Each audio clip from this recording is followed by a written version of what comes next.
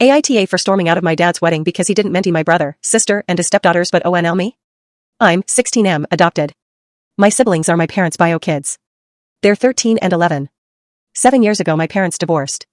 It was never explained why, but I always noticed that dad was bitter toward mom while mom hid how she felt. Well, I did hear a fight between them once where she called him a POS who didn't deserve his kids.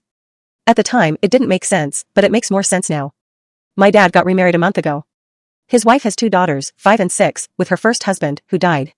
When everyone was eaten, Dad had got up and started to make this long speech about how happy he was with his wife and how blessed they were with their family. He called her an amazing mom and woman and all that fluffy stuff.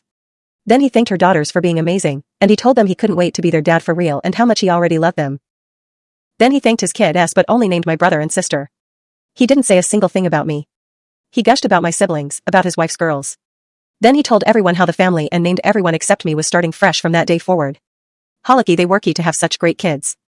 His speech wasn't over before I stormed out of the wedding. I called mom and told her I needed her to come and pick me up, and not ask questions because I just needed her. My brother followed me out and so did some of dad's family. My brother asked me if I was okay.